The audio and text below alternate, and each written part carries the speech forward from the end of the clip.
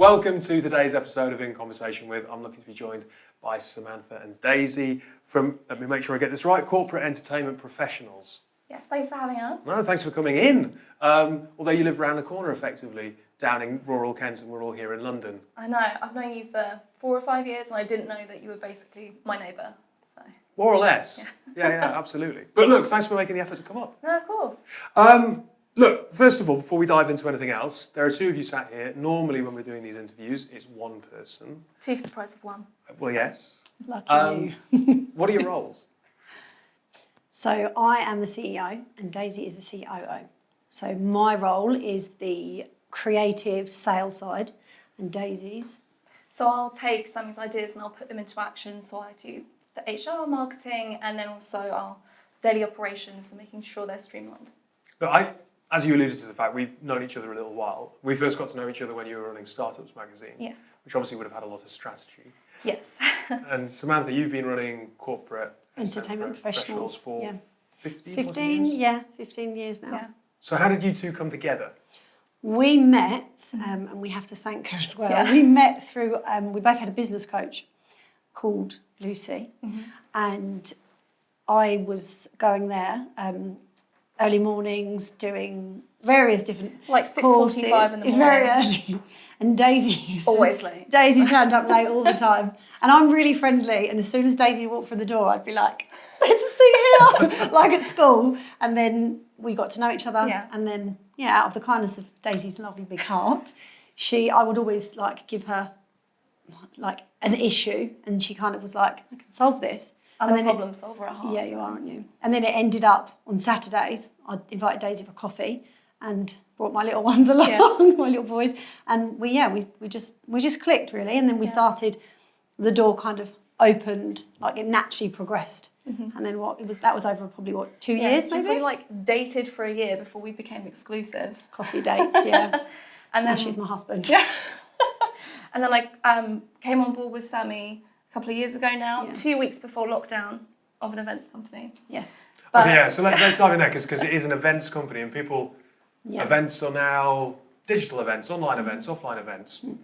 You're not, you're specifically offline events. So do you just want to explain what the business does and then I suppose we can dive back into that? Yeah.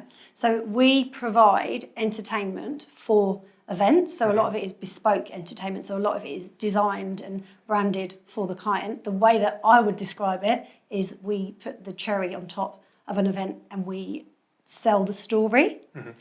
So that could be anything from stilt walkers, promo models, aerial artists, fire artists. We've got the world's largest birdcage aerial prop. We've got giant dinosaurs.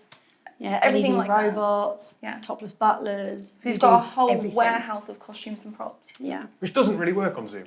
No, it doesn't translate. And when lockdown happened, we did have to sit down and think, are we going to pivot at this point? Are we going to go online? We did see some other agencies starting to do it. But A, there was the whole financial setup of that. B, I think I was very much, no, this isn't happening, trying to forget what was going on. This is going to be over in a couple of weeks. Yeah. And I very much, I think, dug my heels in to say, we don't do this. But your instinct was right because you don't have the same effect for fire artists over Zoom. So. No. We do a lot of acts. So we have a Grinch impersonator. So we had people reaching out and asking if he could host calls and a Ricky Gervais impersonator and do Christmas videos. But financially, it wasn't our normal turnover. Yeah, I mean, how did you survive? Because it was a long period where you couldn't have done what you do. Well, we had streamlined. We streamlined, yes.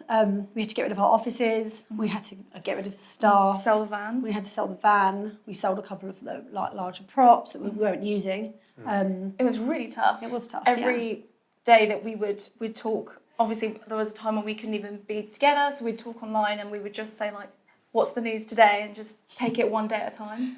We did apply for grants with the Arts Council, but unfortunately we didn't get that. So we just had to rely on a few grants that we got from our local council. And the rest of it was just our reserves. Yeah.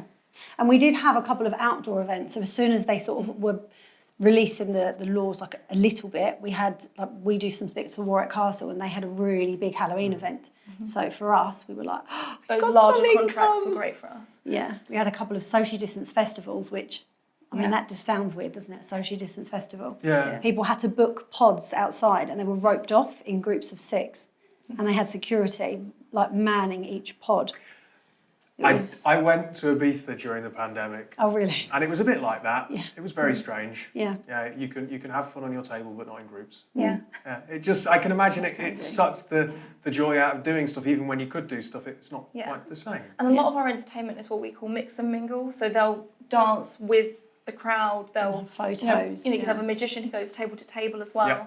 So all of that was scaled back. So we just we used lockdown to strategize. We rebuilt the website. We rebranded.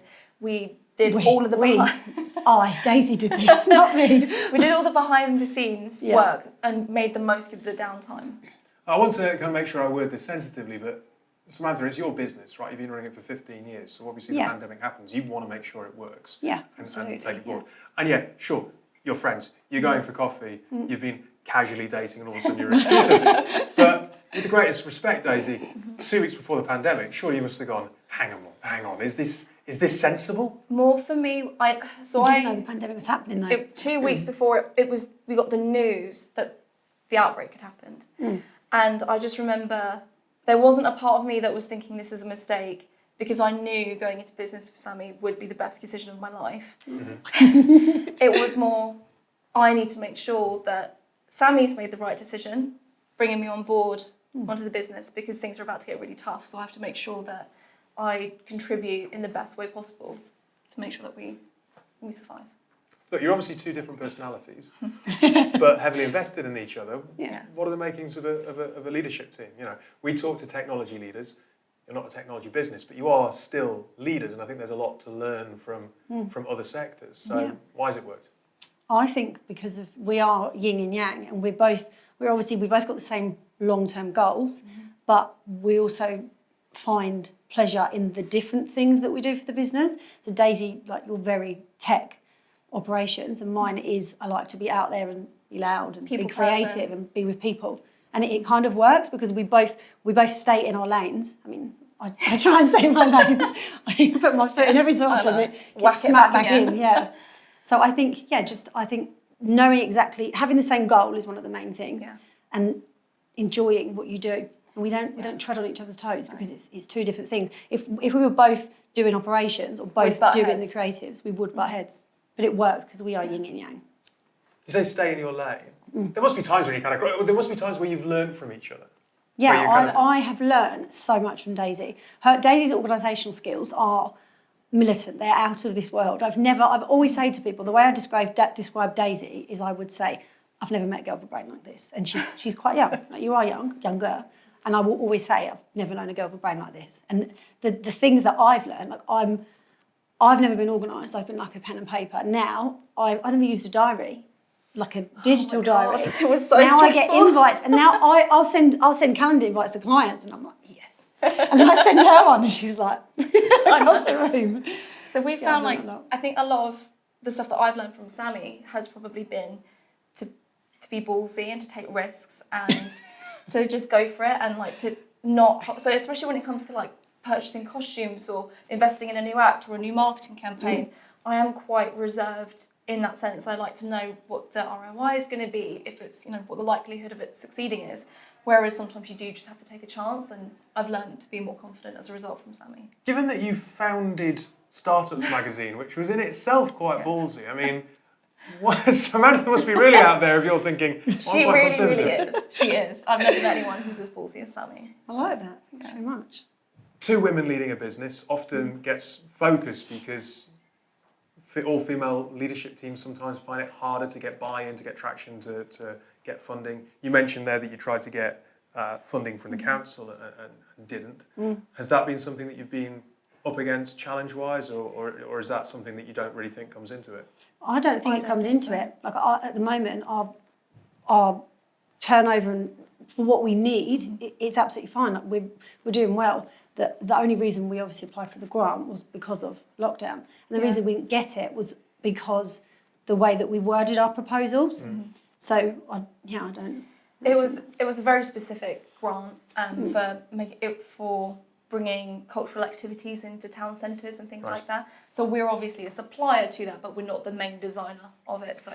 But you will know from your previous job that females leading businesses are often told wrongly that they should take kind of a male onto their founding team 100%. because they will be taken more seriously. Yeah, That's ridiculous. It's awful. And the I've not heard that, but I think that's stupid. Yeah. I mean, what would your advice be to an all-female leadership team trying to grow a business, trying to be successful? What do you think are the lessons that you've both had that work? I just think keep pushing forward, and if it, I the way that I see it, I don't see any difference between a male's brain and a woman's brain. Like, who's to say a man's going to run a company better than a woman and two women? You said you're not a technology business, or we said you're not a technology business. You're very much focused on in-person events. However, is there anything that you have taken from the last couple of years with augmented reality and so on into what you can offer customers? So when it comes to the evolution of events going online, we have been offered the opportunity before to provide dancers and artists so that companies with the available tech can film them and translate that into sort of those VR environments. So that's something that we might look to down the line. But if we did that, it would be providing that service for that one client. It wouldn't be a service that we would offer in-house. It would be, we would work in partnership with those companies by providing our dancers, for our artists, things like that, for them to film and map so that they can translate into VR. But other than that, I think it's so important to keep that in-person connection. Everyone got sick of Zoom calls over lockdown and they missed that in-person connection. So I think that's really what we offer. And that's what can make an event sometimes, having that, like Sammy said, the cherry on top. What are people looking for in events? Bespoke stuff. We always offer the clients things that are really different, because if you go outside now and you saw something different, you might take a photo. Like, I just noticed outside there's like giant giraffes hanging over somewhere, and the first thing I did was take a photo. And when we do events and everything is so bespoke, everyone takes a photo. The first thing they do is they upload, they tag, they hashtag, and it's just great for everyone all round. So yeah, for us, the weirder the better is the way we put it. So we've got giant clock heads in yellow suits with LED screens, like giant helmet clocks. We've got lampshade ladies, which is exactly what it sounds like. Yeah. We've got disco ball heads, that's our most popular acts. Yeah, mirror men, mirror woman, they're like mirror to the floor. So when the light hits them, they're like sparkle. So we spend a lot of time designing costumes, thinking of like researching based on what our most popular acts are and what the trends are. Like, people really like mirrored acts, like the mirror man, mirror woman. So we look at investing in more of that. And you've always got your staples of fire artists and promo models. But what we do is our costumes that take it to the next level. So we have every theme you can imagine in our lockup, which is massive. Yeah, it's big. It's almost like people have been locked away for a few years, and even now they're only just beginning to get back out into events, and they're looking for something that's different to what we've been experiencing over the last 2-3 years. We found that last year our projections and targets were based off of our best year ever, but we knew that it wouldn't be the same after lockdown, so we kind of used it as a measurement. And people were like, normally our year goes up like this, up towards Halloween and Christmas, it gets busier and busier. But it was just so sporadic where people were scared to book. They didn't know if there was going to be another lockdown. They didn't know if the event was going to go ahead. But then they had more budget available in some cases to spend because they hadn't done anything on events for so long. Yep. So it was a bit strange. We got by last year. This year, however, now that it's secure and people are pretty, I'm 99.9% sure there's not going to be another lockdown, it's been our best ever year. So look, finally, what would you offer as advice to other entrepreneurs, to people who are trying to lead their own business, especially given that you've been in a difficult market? Yes, it's coming back now, but you've obviously had a challenging couple of years. You've got to have some insight that you can share that people might be able to take away. Sammy has a list of quotes from books. No, it was books. The best book that I've ever read for businesses is called Profit First. Yeah. Have you heard of that? And it's basically, it's so simple. It's just how when the money comes in, you split it into the different pots that you need. And it's pay yourself first, because obviously you're the one that's doing the work. Toilet Paper Entrepreneur, Pumpkin Plan, we like that one. There's so many. Fuel. Rocket Fuel, Rich Dad, Poor Dad, another business book. Sammy reads them and then I get the synopsis. It's great. Yeah. It's like a tiny book club. Yeah. Yeah. And I also think if someone said to me, like, what is the best advice you could give? I would say speculate to accumulate. Because a lot of people are worried about getting themselves in debt or raising money for it not to work. But I think if you're putting in the effort and you've got the passion, why would it not work? So I think you've asked me this in the past, and my answer always changes for this based on the people that I meet and what I learn. And I think before it would have been just go for it if you've got an idea, just believe and keep pushing. But now, more in terms of if you're running the business, my best advice for anyone currently running a business would be to really take a close look at where you spend your time. Because if you're spending all of your time on clunky systems, on admin, then you're wasting time that could be spent with clients, building relationships, working on your marketing, anything that's actually potentially revenue generating. So I think really analyse where you spend your time. Well, look, it's been a pleasure to speak to you both. Thank you for making the effort to come up to London today. Thanks for having us. Thanks for having us. And I hope it continues to go well, obviously, as people get back out into the world increasingly. Yes, me too. I hope you've enjoyed today's episode. Hang around on the website, have a look. There's plenty more content for you to dive into.